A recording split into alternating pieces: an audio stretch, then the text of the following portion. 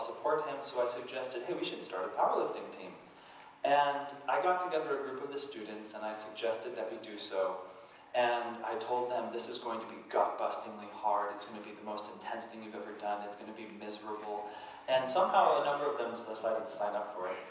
And what was really sweet was out of all of the athletes, we had the one young man who was quite gifted and who within the next year broke 4 state records, a number of which still stand.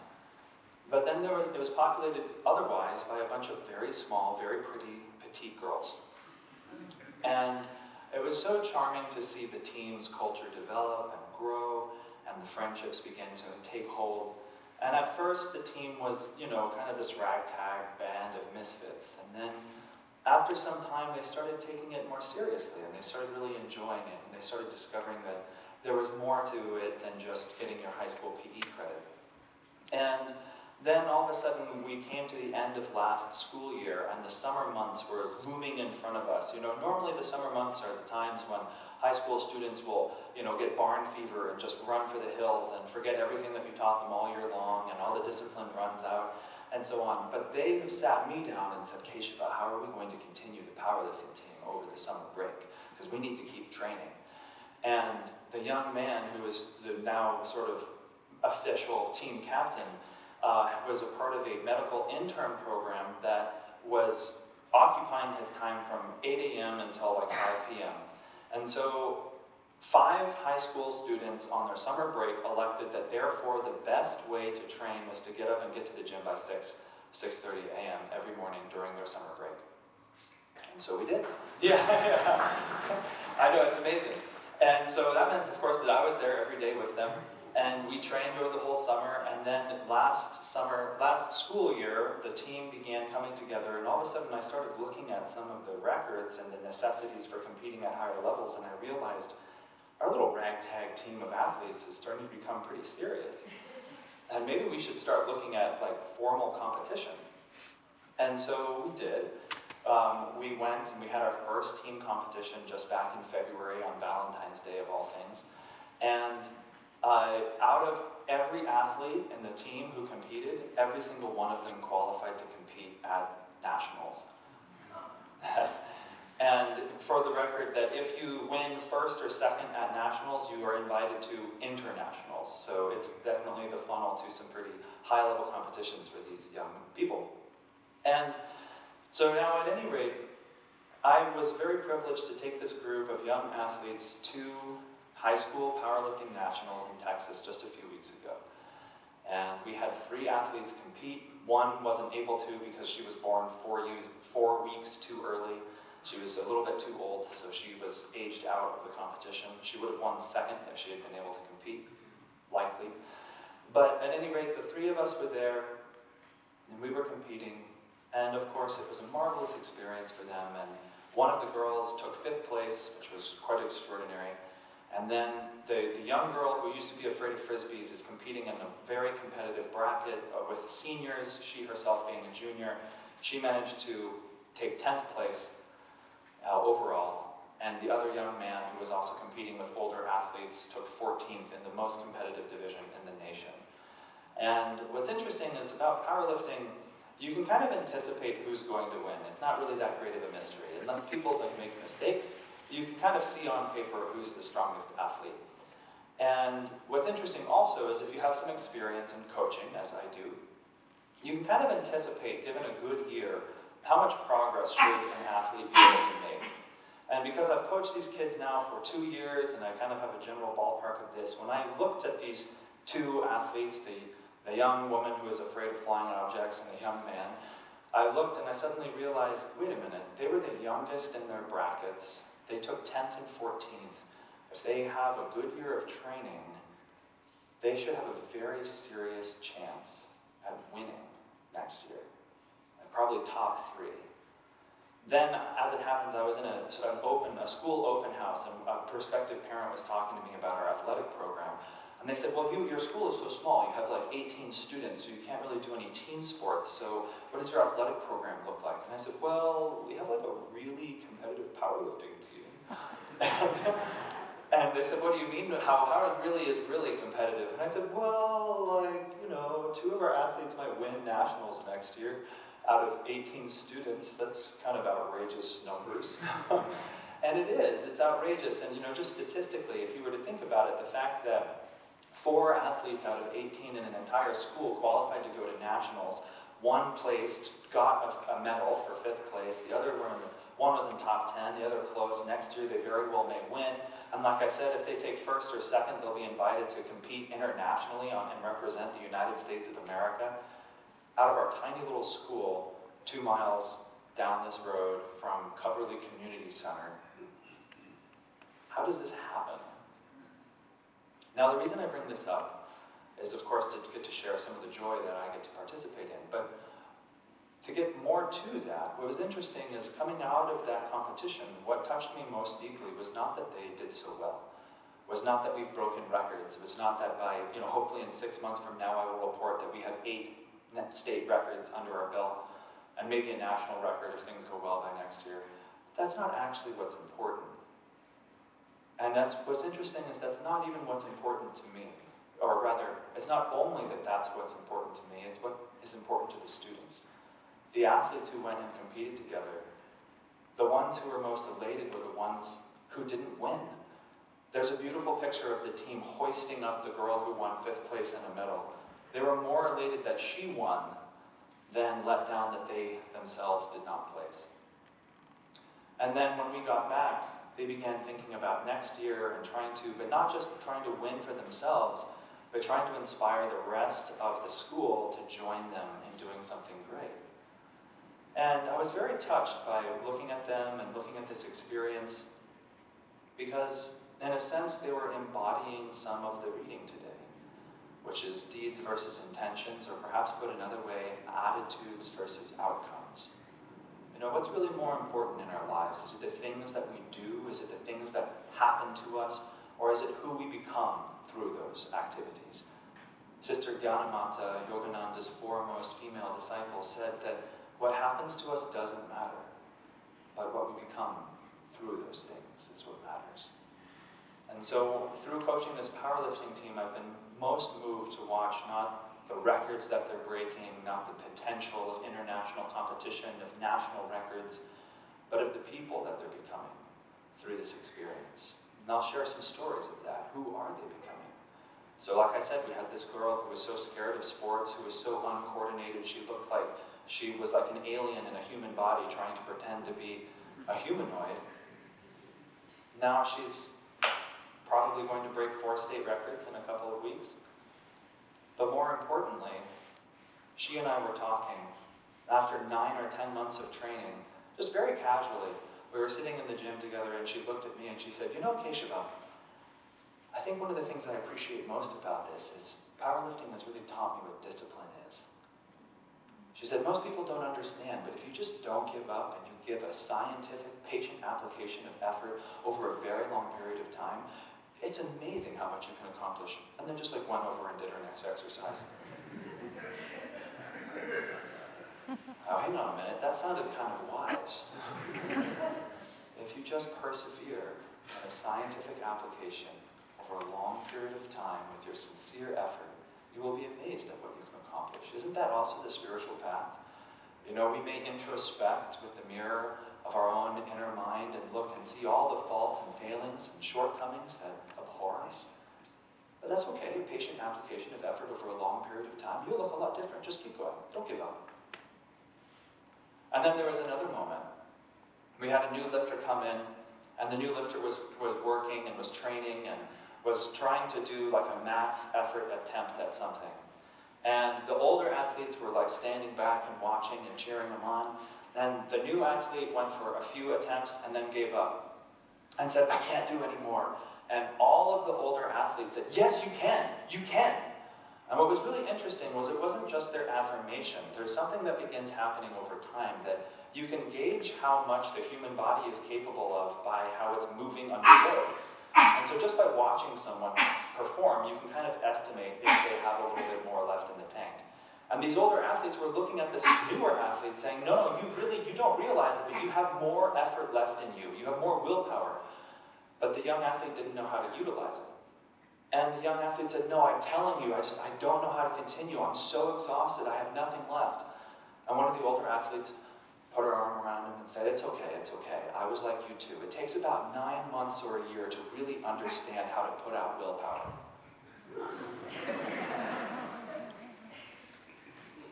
Think about that. It takes about 9 months or a year to really begin to understand how to put out willpower. Now, of course, what's amazing is every single day in the gym, that girl who said that was putting out as much willpower as she thought she possibly could. But yet, after 10 months, she herself says, oh yeah, I look back now and I realized I had no idea what it meant to use my will. I didn't know what it meant to channel my will into my body. Now I do. And it's very, like, that is what matters. The state record's not so much. Because anybody who gets into athletics will tell you whether or not you're going to win and break records kind of has to do with like how much God's grace has kissed you at birth. You know, some people just have the genetics. They have the biomechanics. The young man who took 14th, he's at 16 years old, 148 pounds. He picked up 473 pounds. Yeah. He's almost stronger than I am. I'm a 6 foot tall, 210 pound man. He's a monster. But he was gifted with that by God. But he has to, of course, apply his own will and all these other things. But so, does it really matter? And it's interesting, when I talked to him, I said, like, are you really proud of the records you've set? Not really. I asked him why, and he says, well, it doesn't really matter. I don't feel like it was really that great of an accomplishment. And of course, it's interesting, because on one hand, he's right. It's not really that great of an accomplishment. God gave it to you.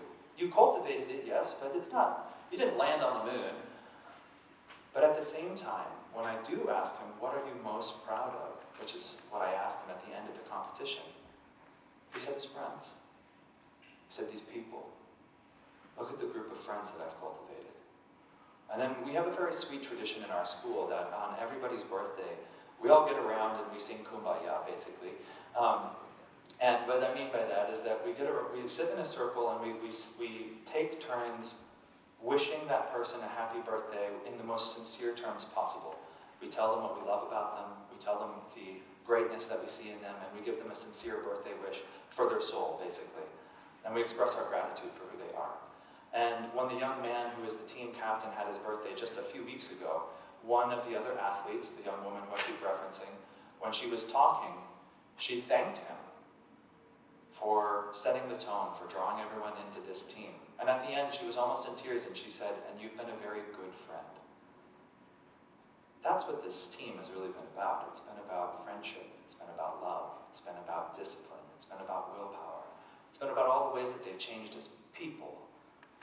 And that what's been beautiful is that as a result of all of those ways that they've changed as people, they might like accidentally break some state records. They might accidentally compete internationally, set a national record, do something really incredible. But what's beautiful to me is that that's not really in their psyche. They don't go into the gym thinking, I'm going to break state records. They go into the gym thinking, I'm going to help my friend be the best person they can be. I'm going to be the best person I'm going to be. I'm going to see if I can put out more will today. I'm going to see if I can channel God's power through me. That's what I tell these athletes when they're about to move. Remember, it's God's power. It's God's power. Isn't that beautiful? Isn't that the real victory here that they're accomplishing? And so, now how does that pertain to this reading? Well, Jesus says that it doesn't matter so much. Yes, of course, don't kill people. But also, you shouldn't wish to kill people. Don't wish harm on others. And so what he means by that is that it's not merely enough to obey the letter of the law of the world of how to live, but it's important to understand the spirit of the law. And the reason it's important to understand the spirit of the law is because everything that we do has either the opportunity to clarify our understanding of our soul nature or obfuscate it, either through our actions and our thoughts, our feelings, based upon our attitude. Everything that we do can either be drawing us towards divine perfection or it can be taking us further away from that. And that's why he says to merely wish condemnation upon your brother puts you at risk of hellfire. Because that very thought, that very inclination of the heart to condemn another is taking away your ability to perceive the divine within you. And so with these athletes, does it matter that they beat others or that they win?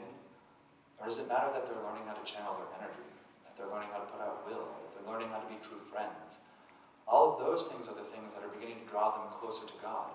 And as a side effect of that, the closer they get to their own divinity, the more energy they have, the more magnetism they have, the more greatness that they will channel into the world. As Krishna says in the Bhagavad Gita, in the great it is I who am their greatness. That's what we're looking for in all things. And so it's interesting to consider in this reading, in our lives, in this experience that I've tried to lay out for all of us, what is true success? Success is not what we do outwardly, but is how we change inwardly. And how can we know if we're changing inwardly in the right way? Well, what's interesting is Swami Kriyananda, at the end of his book, The Art and Science of Raja Yoga, he says, I do not recommend that you attempt to judge your spiritual progress, to quantify spiritual growth. And basically he says, because it's very challenging to do it accurately. But he goes on to say, I know all of you will be tempted to try and do so, so let me give you some guidelines anyway. I appreciate that, because he's right. And what he goes on to say is, he said, don't worry spiritually if you're developing spiritual powers, siddhis, or even if you can sit for longer in meditation. Really? Because I thought that was like number one. But rather he says, if you must judge your spiritual progress, ask yourself, are you becoming kinder? Are you becoming more compassionate? Are you becoming more calm under all circumstances? Are you more capable of holding your heart in a state of receptivity and wisdom? And if you're doing these things more and more increasingly in your life, then you are progressing spiritually. It doesn't really matter so much what we do. It doesn't matter if you meditate or if you have the desire to meditate. I mean, how many of us have actually meditated but had the desire to be doing something else? What really matters is that we change over time. And what's interesting, I'll also toss this out there, it's one of my favorite tidbits. In that same chapter, Kriyananda says, I do not advise evaluating yourself spiritually, but if you do, you must do so in no less than periods of 10 years. So you have to give it 10 years. Practice the science of Kriya Yoga for 10 years. Practice right living, right attitude, attunement to saints, 10 years. And then circle back and ask yourself, am I a little different than I was before? Now what's interesting is I recently just passed the threshold of my 15th anniversary of discipleship to Yogananda. And 15 years will be in another 2 months or so of my anniversary of taking Kriya Yoga initiation. And so I can look back now and I can say, okay, if I take my consciousness now and myself 15 years ago, has there been an upward trajectory? Well, it kind of looks like the stock market, you know, maybe it's this. But as they say on Wall Street, the trend is your friend. And I can say that I'm trending up. It's worth it. It's working. You know, just like that athlete, I could put my arm around my younger self, or in this case, maybe that's why God gave me the work to work with young students, because I can say to them, it's okay. You don't even really know what it is to put out willpower yet, but you will. Because that's what happened to me. I didn't really know. And that's very inspiring thing to think about for me. But then if we do accept the fact that life is really a measurement not of our outward victories, but of our inner victories, then how can we begin to understand on a day-to-day basis if we're moving in the right direction? And I'll quote Jesus from another section of the Bible when he says, by their fruits ye shall know them. And of course, in this phrase, he's giving advice for how to tell if someone is a true spiritual teacher. But also we can apply this to our own actions. By their fruits ye shall know them. In the beginning of the Bhagavad Gita, the whole famous, incredible scripture begins with the question of the blind mind asking introspection, what happened on the battlefield of life today? Meaning that we all need to introspect about our lives and the actions that we've taken and the things that we've done, and ask not just, was I successful outwardly, but what was the fruit of that action inwardly? Has it brought me a sense of greater contentment? Has it brought me a greater sense of inner peace? Has it brought me a closer sense of joy? And so on and so forth. But now even that can be a little bit dangerous. Because how can we really trust our capacity to evaluate if we are really becoming more calm, or am I becoming apathetic? Am I becoming more joyful, or am I just excited by the superficial changes I perceive? And it can become a really tricky business to even evaluate ourselves on these terms. And so I'd like to just offer, as it hints in this reading, when Krishna says, your soul is eternal, your soul is infinite, maybe one of the greatest ways to evaluate if we're moving closer to that is by checking our work against a teacher, by checking our work against a master.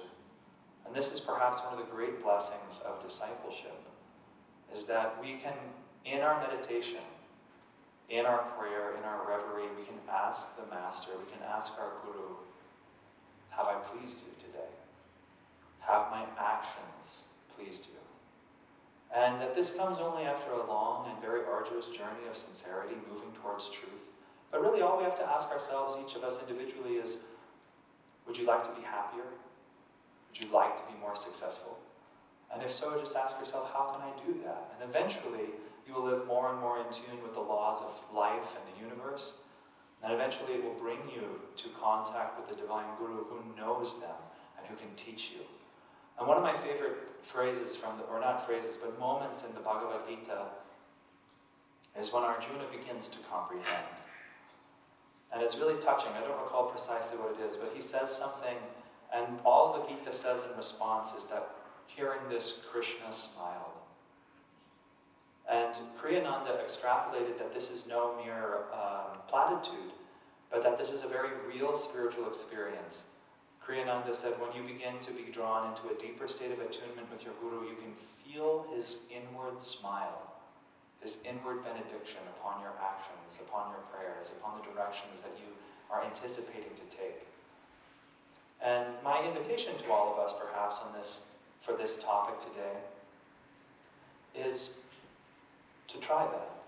Let's see if we can try inwardly, opening our hearts to see if we can perceive the smile of our Guru there, indicating whether we're moving in the right direction or the wrong direction. And that maybe if we can feel his smile in our hearts every step that we take, from the Frisbee to the powerlifting team to nationals and so on, maybe at the end we'll be able to see that the real growth has not been what we've ever done outwardly, but is only about the inner growth of our souls, and about the cultivation of those soul qualities in everyone around us. And I think that is how we will live a most meaningful and fulfilling life. And I think that is how we can come to the end, to that final examination, to that moment when we breathe our last, and when we come face to face with our Maker, and we can say to him, I gave everything. I loved you deeply. I gave my all. And I think in essence, I'm sure that's what all of us would really like to be able to say was the fruit of our lives. Because if we intend to measure the greatness or the success of our lives by whether or not the world remembers us or what they write on our tombstone, well, chances are, statistically speaking, almost every one of us will be very, very disappointed. Because it's not our karma, just like those athletes. It's not the karma of every athlete to be a national competitor, to set records, to compete internationally. That's sort of that's their karma, that's God's will, that's the combination of all things in the world coming together at the right time, at the right place. But what we can change is who we become. In a sense, like the outward story of your life, one might think, is already written. But the question remains, will it be a victory or a tragedy of the soul by the time it's done? And if it's too scary to think in terms of an entire incarnation, which admittedly is a long period of time, I mean, at least from where I'm standing, but then at least maybe we could think of a day. Would you like to have a triumphant day? Or would you like to have one of soul tragedy? And the day that is a soul triumph is one in which you feel God smiling on your heart at the end of it. And that's perhaps one of the key reasons why we meditate morning and night. It's not just because we say we will, because it helps put in front of us forever the reminder, what is really most important here? What are we really trying to accomplish?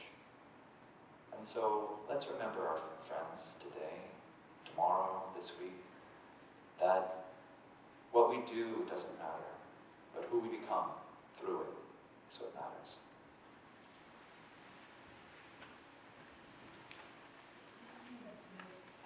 Let's meditate for a few